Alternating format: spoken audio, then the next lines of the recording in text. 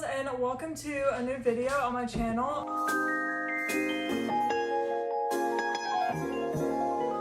I had filmed a what I read in a week, but I read the same book all week. So I've decided to add my end of the year book tag to this what I read in a week, and it's gonna be a great time. So thanks for joining. I just got this from another YouTuber from their caption. So this is essentially the end of the year book tag is just questions about all the books that you read that year. So we're starting out with a book you wish you could erase from your memory and read again. And that has to go to Bride by Ali Hazelwood. This was a fever dream. This whole book was an experience inside of itself. The fact that I tabbed it is a really big thing. I don't tab books that often. It was just so good. Every single page of this book. I also just love Ali Hazelwood, and the fact that she wrote a fantasy just made my whole year, honestly. Our next question is favorite new character. This comes from a very much so like more recent read. This was actually the most recent fantasy series I read, but this award goes to Araya, who is from The Serpent and the Wings of Night, or the Nightborn duology. I love her so much. I love her with all my heart. I think that she is such a great character, and I think the amount of growth that she shows throughout the two books is insane. Just what she comes from and what she goes through, and her strength and her, I don't know how to explain it.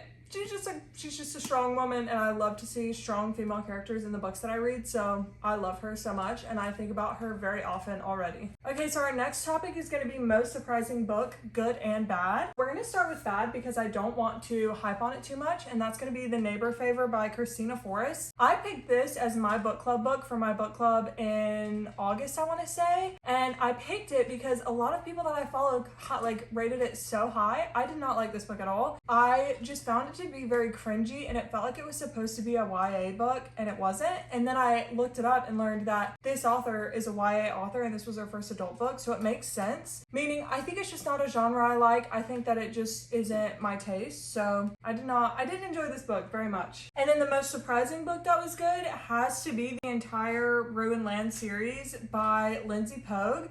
I downloaded this, and I've talked about it multiple times. I downloaded this for a Kindle Unlimited free Stuff Your Kindle Day, but I just have the Books app on my phone, and I was really not expecting anything from it, and then I read through the 3 books in the series in like a week. They're so good. They're so good. If I could recommend you a new fantasy series to try and dig into, it would have to be that one. It was so easy to understand. There isn't a huge like magic world. I mean, it's more dystopian than it is fantasy. I don't know why I keep calling it a fantasy. And it's technically a fairy tale retelling of Cinderella is the first one. I don't know what the other ones are, to be honest with you. I just know that the first one is a Cinderella retelling, and I loved those books. I genuinely try and talk about them as much as I can because I think they're great, and I do think they deserve a lot more attention. So next we have best and most disappointing new release. So the best new release for me was Daydream by Hannah Grace. I thought that I loved Icebreaker and Wildfire. Oh no, Daydream took the cake because it's Hannah Grace's like bubbly, fun, happy writing, but with characters that I truly relate to. Like Hallie will forever have a place in my heart. I relate so much to her, probably more so than any other character I can think of, at least at the moment.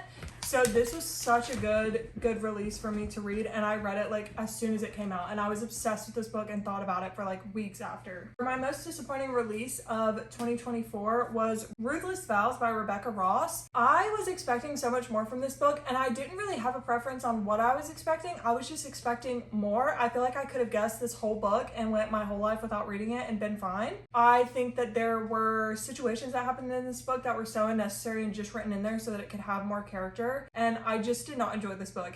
I had to like force myself through this book. It took me so long to read. And now we have the longest and shortest books that I read in 2024. And the longest book, I'm sure you girlies could guess it, is House of Flame and Shadow by Sarah J. Maas. This series just has really long books in it, and this one did not lean off of that. I mean, obviously she's big. She's got 835 pages. I really enjoyed this book. A lot of people did not enjoy this book. I mean, there's not much to say about it because we're talking about longest and shortest books. So this was the longest book I read. The shortest book that I read was Orbiting Jupiter by Gary D. Schmidt. This book has 183 pages. I enjoyed this book. This book made me cry, and it's kind of like a little short story. The most emotional book that I read in 2024 was The Song of Achilles, and I have talked about this before. It was the most emotional to me because you literally start with a character from pretty much the beginning of their memories until the very end of their life. Like, you follow them through everything, and another character is introduced, and you can just like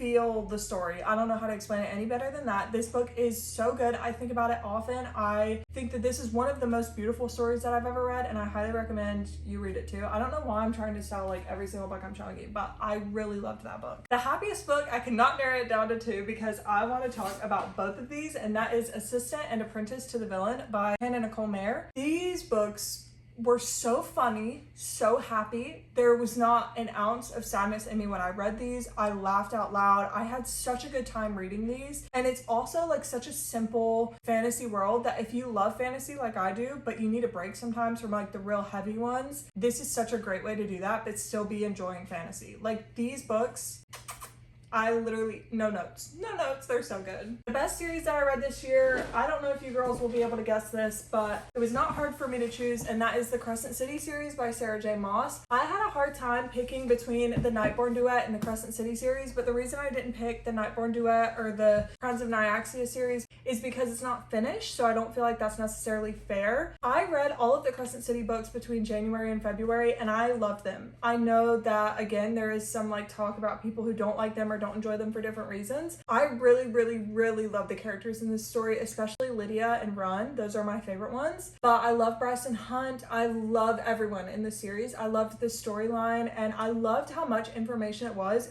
It took me a while to like read all of them, but I was happy. Sometimes I need to be forced to slow down when I'm reading, and these did just that for me. And also it's just Sarah J. Maas, and anything that she writes will bring me happiness. Prettiest cover, I had a hard time choosing because covers are pretty for very different reasons, but I ended up going with the 7-Year Slip by Ashley Poston because honestly all of her covers are stunning. I think that she hit the nail on the head when it came to like picking colors, and I want the special edition with the lemons down the side so bad, but also on the inside, like I am obsessed with this front page. I just love everything about this book. I loved reading it because I think it's so stunning and it really brightens up my shelf. This one I'm so excited to tell you about. This is Books with Your New Favorite Quotes, and this by far takes the cake. It's Same Time Next Summer by Annabelle Monaghan. I've been saying her name wrong the whole time I've been reading her books, and I just learned that. So Annabelle Monaghan, her writing is so beautiful, and I said it whenever I filmed it in my reading vlog. It's so lyrically pretty, and I'm just gonna read you just a couple, like probably just 2 quotes that I highlighted just to show you why I picked this book. This is one of my favorites. This one I put on my Goodreads quotes wall.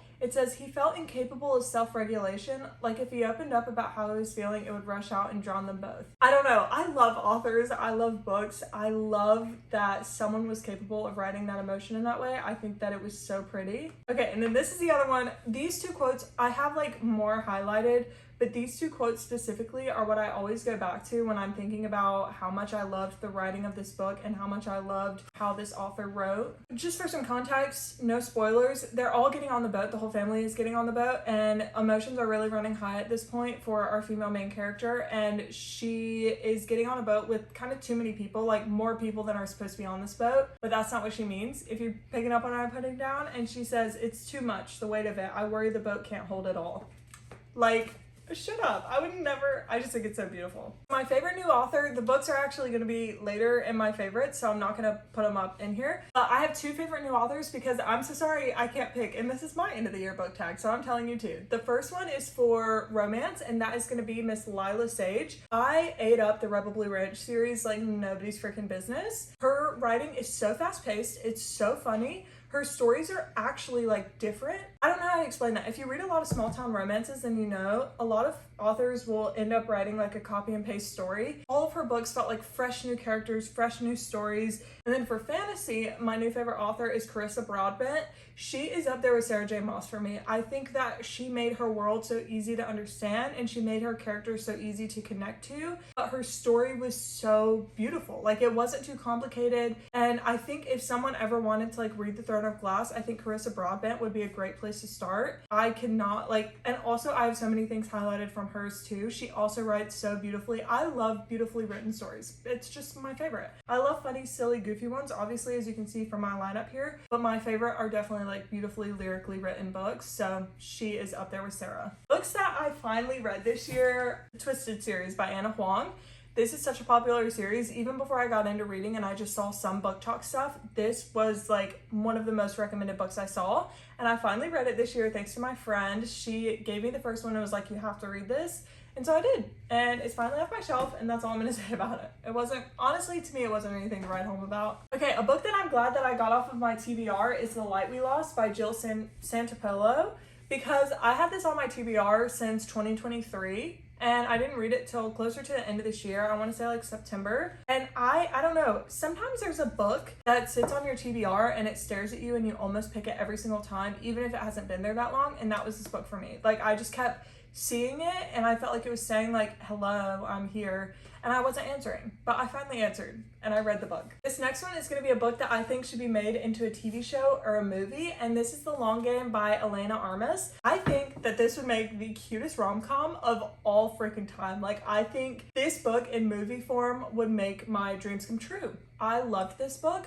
I love this author. This was my introduction to her. And I just thought this book was so funny. It was so heartwarming, and it's just a happy story. If I caught this on Hallmark, I wouldn't be surprised. Like, this should definitely be a movie. What book is your happy place? And that's going to the Rebel Blue Ranch series, written by Miss Lila Sage. So we have Done and Dusted, Swift and Saddled, and Lost and Lassoed. This like found family between these interconnected novels, it honestly like healed a part of my heart. I want to visit these people. I want to go to their ranch. I want to go horseback riding. I want to see the cows. I want to be a cowgirl in this world. And honestly, I don't feel that way often. I think found family is one of my favorite things in books, but like specifically this group of characters I'm obsessed with. They make me so happy, and I genuinely could see myself rereading this book series, which I have still to this day never reread a book. Outside of Twilight when I was in middle school, but I've never reread a book, and I think that I would reread this one. Okay, so this question is kind of unfair because it's the best book to movie adaptation of the year. This is the only one, and I'm not going to talk about it. Okay, so an unpopular book that I love was again Land of Fury by Lindsay Pogue, and that is in the the Land of Ruined Lands. That's in the Ruined Lands series by Lindsay Pogue. It's the final book, and the final book wraps up the trilogy so well. Like, honestly, obsessed with that series, but that final book was so good, and I want to say it has like less than 1,000 reviews on Goodreads. Like, guys, go read that book. You can read it on your phone, and they're literally like $2.99 on your phone. You should go read that book. It's so good. Okay, and then the most popular book that I loved was Daisy Jones and the Six by Taylor Jenkins Reid. Taylor Jenkins Reid has quickly become also one of my favorite authors. I don't read a ton of literary fiction, and I think that's technically what she is. So I guess she's my favorite literary fiction author. I love all of her books that I've read, and I want all of her other books. I just haven't gotten around to reading them yet. Yes, this was my most popular favorite book. Next, we have my lowest and highest rated on Goodreads. So we're going to start with my lowest rated, and that is Magnolia Parks by Jessa Hastings. I have only heard people talk good about this book, and I will never, till the day that I die, understand it. I will never get it. This is one of the worst books I've ever read. Not like written wise, but like I just think that if this book got in the wrong hands, it would be bad. It would be very bad. If I was 15 and I read this book, it would have been very bad. This is the most toxic relationship I think I might have ever read in a book in my entire life, and I hated every second of it. Okay, and then the highest rated book on my Goodreads is actually a book that I read towards the end of the year, which is actually one of the last books that I read most recently, and that is The Ashes and the Star-Cursed King by Carissa Broadbent. You guys can obviously tell that this is my new obsession. This book duology and series is my new obsession. This author is my new obsession. I'm obsessed. I'm in love. I think that this book was one of the most beautiful things I've ever read, and I do want to read you some quotes because I was supposed to at the end of my last video and I didn't, but let's get into it. This one I'm gonna have to give to you out of context, that way you girls don't have any spoilers, but it says, "I hope you never doubted that, no matter what he might have told you, and so did the rest of us, your siblings, your stepfather, you are so fiercely, fiercely loved. I always hoped that you felt that wherever you were, even if we couldn't tell you directly. He never deprived me of food or shelter or safety, but he deprived me of that, and it felt almost horrific." I don't know, that felt a little raw, I'm not gonna lie. I don't think this is a spoiler, but just in case you seriously don't want to hear a single thing about the book, skip to this time, and that's when I'll be done reading the quote. It says, "I tried, Oriah," he murmured, "I tried." I understood the depth of what he was admitting in these two words. Centuries worth of brutality ingrained into him, revered above all else. Millennia of generations of bloody ends and bloody beginnings. I had never seen Vincent admit weakness before, and those were a concession of so many failures, and yet I was still so angry at him. It wasn't enough, I choked out, fractured with an almost sob. His throat bobbed. I know, little serpent, he murmured, I know. All of it was true at once, that he saved me, that he stifled me, his selfishness and his selflessness, that he tried, that he had failed, and that he loved me anyway, and I would carry all of that forever for the rest of my life, and he would still be dead. Are you joking me? Like, I literally cried at work. I was crying at work because of that page right there alone. If you're surprised that Fourth Wing and Iron Flame didn't end up on this end of the year recap, even though I read them this year, just know that I love them with all of my heart. But this book won out. This book, I don't know. I don't want to say it. Okay. I love them both. I love these two books, and I need to wait like a good few months and then decide if Fourth Wing or the Nightborn Duet are my favorites, because Fourth Wing is also an unfinished series, and it's been like a couple months since I've read Fourth Wing, so I think that I need to let these sit for a few months and then we'll decide which my favorite is. But I do really, really love this. So for a more personal, less of book tag type thing at the bottom, I have my Goodreads reading goal reflection. So I wrote down that it was not enough of a challenge for me. This was the first time I ever did a Goodreads challenge, and my goal was 45 books, and so far I've read 62. So I want to set that bar a little bit higher for myself. I want it to like be a challenge. Like, it's okay if I fail. I just want it to be like I'm working toward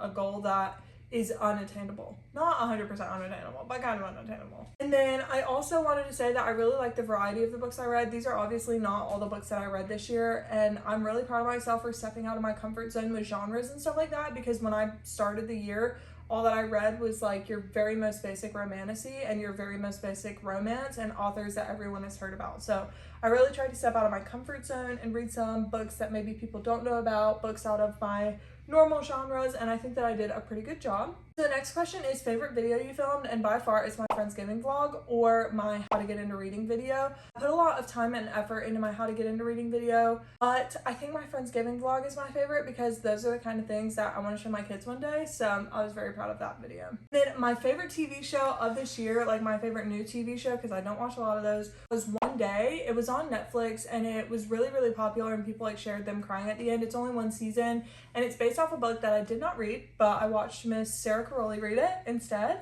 and I watched the TV show and it was so good. I did cry at the ending. I loved that TV show so much. Anyways, girls, that is my end of the year book tag. Thank you girls so much for hanging out with me and for sitting through all of this. Now you girls can go ahead and get into my what I read in a week, which is covering the Ashes and the Star-Cursed King. Bye! Hey girls, welcome to my YouTube channel, or welcome back if you're new here. My name is Grace and this is obviously my YouTube channel. Welcome to what I read in a week. This is what I read in a week.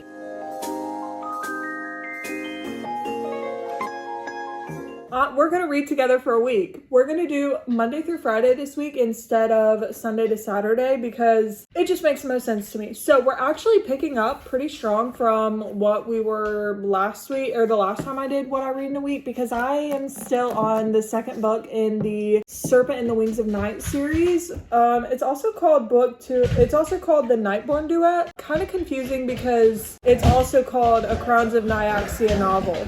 Please excuse my dogs, they're playing. But anyways, we're gonna start with this. Happy Monday. Let's get to reading and see how far we can get. I can't say too much about this book because I don't want to spoil the first book, but I am on page I'm on page 160. So not very far into it, but I'm hoping to make a lot of progress tonight. So let's get started.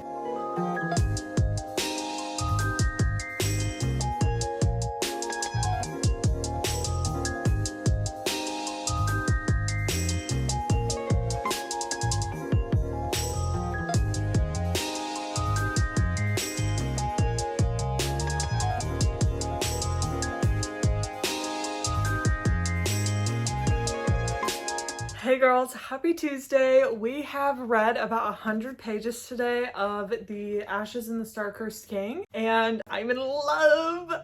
think I like it better than the first one just because we are diving in so deep to our characters, and this one is way more dual point of view than the first one was. And the reason I'm so happy that we're diving so deeply into the characters is because they have so many conflicting thoughts, and they're coming from two different sides of a war where both sides are not good, and the loyalty there is simply because they were born into the side that they were born into. Not exactly, but I won't go too deep because spoilers.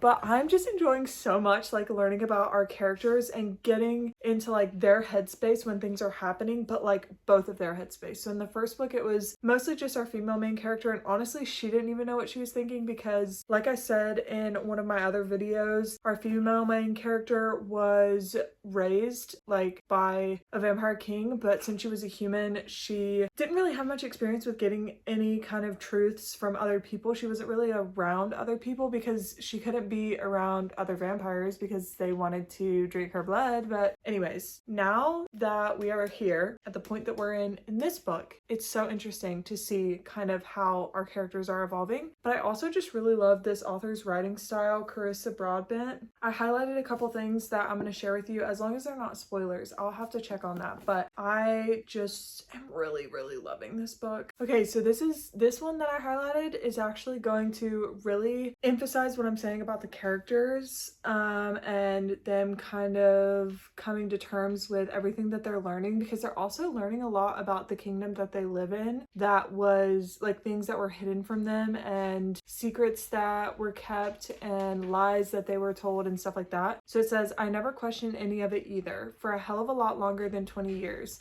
But that's what happens when one person gets to shape your entire world. They can make it into whatever they want and you're stuck inside those walls, whether they're real or not. I just really loved that. I thought it was a beautiful way to describe kind of what I'm trying to describe about like watching them grow as people, even though they like are having to outgrow these barriers. Like they're having to outgrow this box that they didn't even put themselves in, and the box isn't even really real. Oh, I loved this quote so much. I added it to my Goodreads quotes, but it says, as a human, he felt every passing second, missed opportunities slipping by as if swept away by an eternally rushing river. Humans mourn time because it's the only currency that really matters in a life so short. I just thought that was beautiful. Anyway, so I'm super duper enjoying this book. I am on page 268. I'm about to start chapter 35, and like I said, I'm super duper enjoying it. I really can't wait to keep reading this, but I also really like the pace I'm reading it at because I'm like really taking in all the information, and as I said, with fantasy books I tend to eat them up really fast, and then I'm like, wait, I missed a couple. Not that I missed the plot points, but they become easier to forget when I'm not like fully soaking them in, if that makes sense. That's all I had to say. So I'll see you tomorrow. Tomorrow's Wednesday. We'll see how far we get in this book and if we end up starting another book this week, but it's been a slow reading time for me, so we shall see. Good night, girls.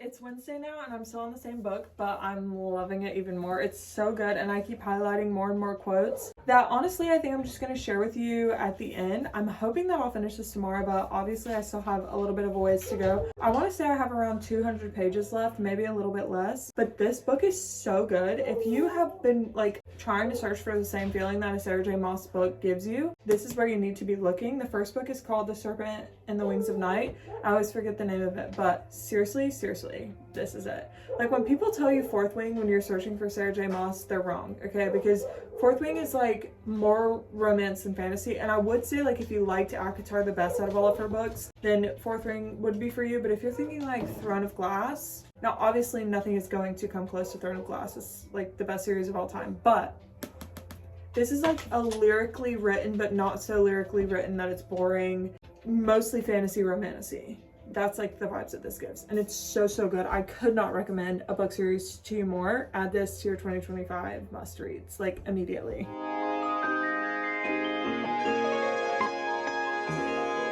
Good morning, girls. It's obviously very early. It's 5:50 a.m., but I made breakfast and I was eating and reading, And this book is so much better than I ever thought it would be. Like, it's like Mary Poppins' purse. Like, it's just, the story is so much deeper than I thought it would be, even after finishing the first one. I think I told you girls, like, going into this one, I thought it was just gonna be politics. It's so much more. I'm in love with this book. This book is taking me by storm, maybe more than Fourth Wing. That's a lot to say, but it's just because I love Fourth Wing and this book for very different reasons. But like, she's up there. Like, I would order a special edition of this book, and I don't really care about special editions. Like, that's how much I love this book. I want to frame this book. I want to memorize this book word for word.